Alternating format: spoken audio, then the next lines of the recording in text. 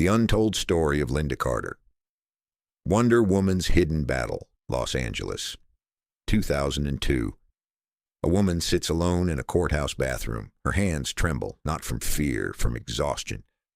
Outside, cameras wait like hungry wolves. Headlines scream accusations. Friends have vanished. Her husband faces prison. She stares at her reflection. Blue eyes that once captivated millions, now red from crying. The woman who made America believe in superheroes can barely recognize herself.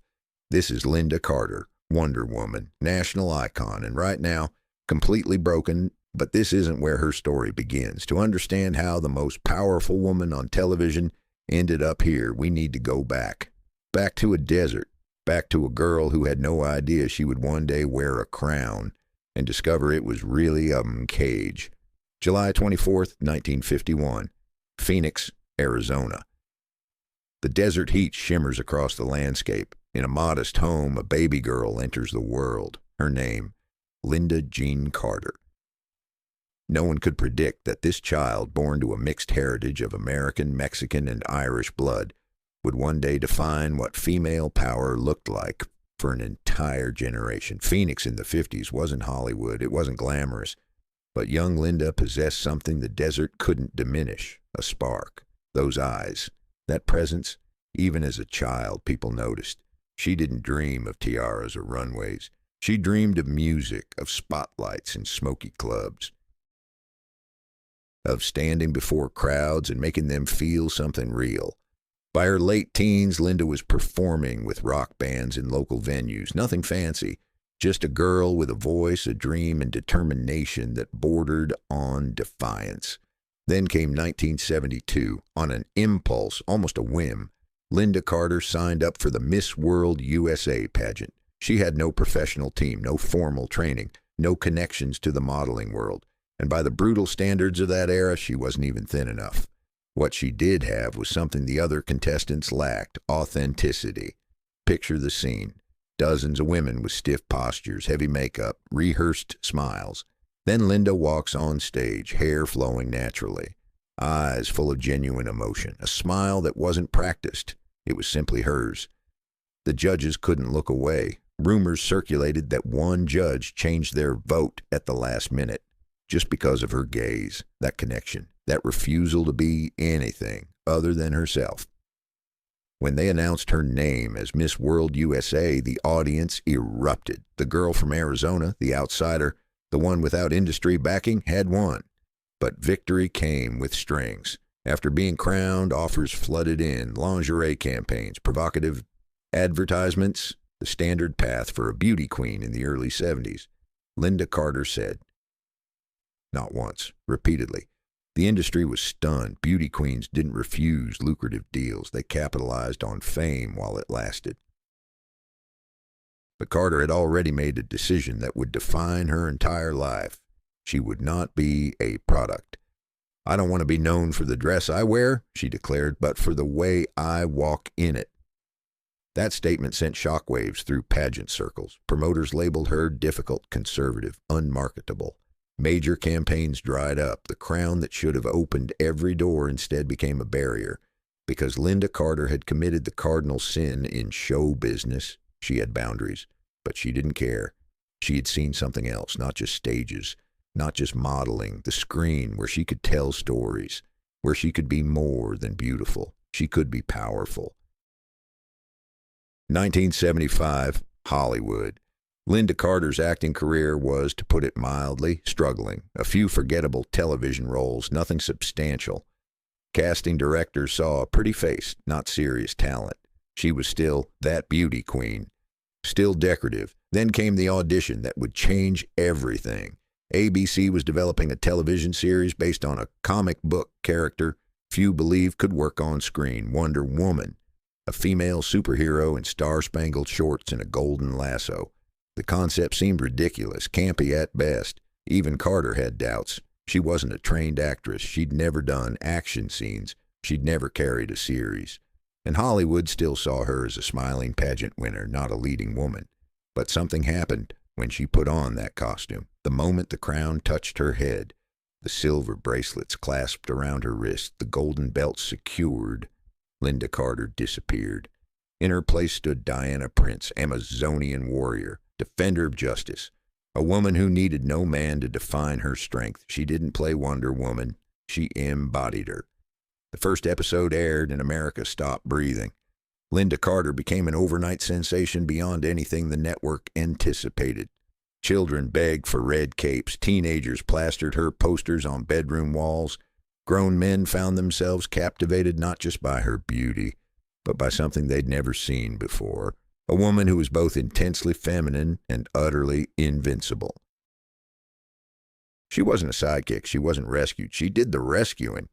For 3 years, Wonder Woman dominated television. Lynda Carter became more than an actress. She became a symbol, the embodiment of female empowerment in an era when that phrase was just entering the cultural vocabulary. But there was a cost. Behind the fame, behind the adoration, Lynda Carter began to feel something unsettling. She was being reduced, not expanded, but compressed into a single image, a poster, frozen, perfect, untouchable, and completely alone.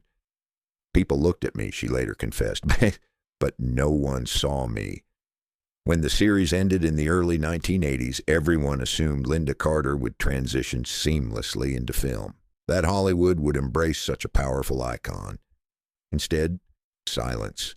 Roles evaporated. Directors passed her over. The name Lynda Carter had become too specific, too defined. She wasn't an actress anymore. She was Wonder Woman, only Wonder Woman, nothing else. The irony was crushing. She had become so successful at embodying strength that no one could imagine her as vulnerable, so perfect that no one could see her as human. The woman who made millions believe in heroes couldn't convince Hollywood she was more than one character. 1977, the height of Wonder Woman's success. Lynda Carter married Ron Samuels, one of Hollywood's most powerful talent agents. The media celebrated it as a fairytale union, a rising superstar and an industry titan. Behind closed doors, it was something else entirely. Ron Samuels wasn't just Lynda's husband. He was her manager, her handler, the architect of her public image, and increasingly the controller of her life. Every script had to pass through him. Every interview answer was pre-approved. Even her wardrobe required his consent. What appeared to be a partnership was actually a power dynamic disguised as marriage. I couldn't tell, Carter would later reveal, which choices were mine and which were his orders. They had no children, not because Lynda didn't want them, but because Ron insisted she maintain the Wonder Woman physique. He explicitly discouraged pregnancy. Bad for the brand, bad for the image. In interviews years later, Carter hinted at something darker. Intimate moments felt transactional, performative.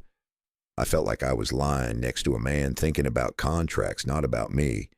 Her private journal from that period contains entries that are heartbreaking in their honesty. Every day I smile for cameras. Every night I cry in silence. She lived in a beautiful house with a successful man. At the peak of her fame, and she was utterly, completely alone. 5 years, that's how long the marriage lasted. When it ended in 1982, there were no children to fight over, no shared assets to divide, no emotional connection to mourn, just a woman who had traded pieces of herself for someone else's vision of who she should be. Lynda Carter emerged from that marriage with a vow. Never again would she be a product in anyone's hands, not even in the name of love. She disappeared from the spotlight, turned down offers, avoided the media. The world wondered where Wonder Woman had gone. The truth? She was learning to be Lynda again. 1984, Lynda Carter met Robert Altman at a quiet dinner party. He was a successful financial attorney, smart, grounded, and crucially, completely uninterested in show business. He didn't want her fame, didn't need her image. He just wanted her. For the first time in years, Lynda Carter believed she had found something real, not a manager disguised as a husband, not a career move, just love. They married quickly. And for a while, Lynda rediscovered peace. She became a mother, had children, built a home that wasn't a showcase but a sanctuary. No cameras, no agents, no one telling her to smile wider or stand straighter, just life. Real, messy, beautiful life. But in Hollywood, peace never lasts. 2002, the life Lynda had carefully built began to crumble. Robert Altman became entangled in a massive financial scandal. The collapse of Riggs Bank, federal investigations, accusations of money laundering and suspicious international transactions. The press descended like locusts. Wonder Woman's husband under investigation. From superhero to suspect's wife, friends vanished overnight. Invitations stopped. Phone calls went unreturned. The people who once celebrated Lynda Carter now avoided her like a contagion. But Lynda didn't run. She appeared at hearings, held press conferences, defended her husband with the same fierce determination she'd once brought to the screen.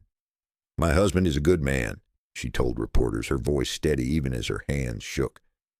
"I believe in him." Behind that brave face, she was dying inside.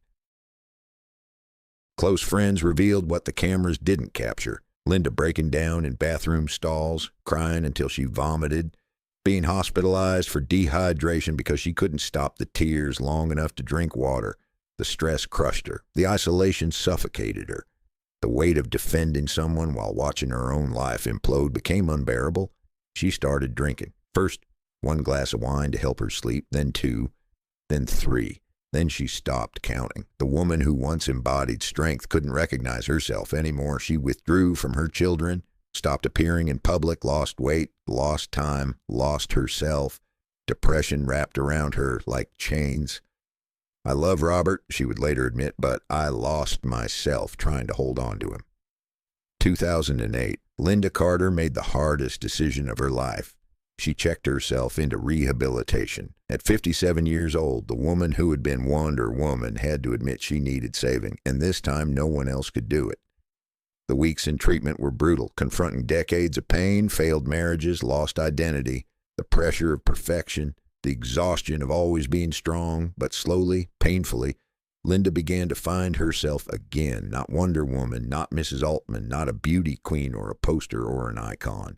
Just Lynda, flawed, wounded, human, and somehow more powerful than ever. Today, Lynda Carter is in her 70s, still beautiful, still graceful.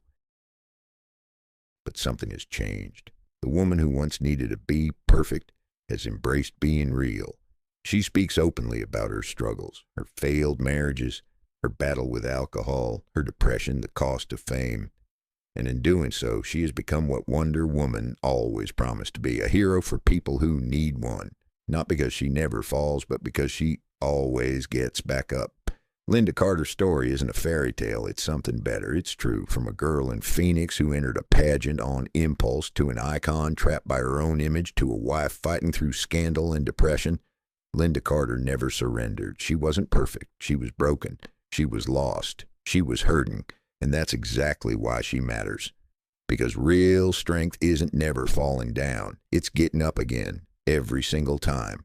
The woman in the courthouse bathroom in 2002, trembling, crying, barely holding on, that woman survived. She fought her way back. She reclaimed her life. And she proved that even Wonder Woman needs saving sometimes.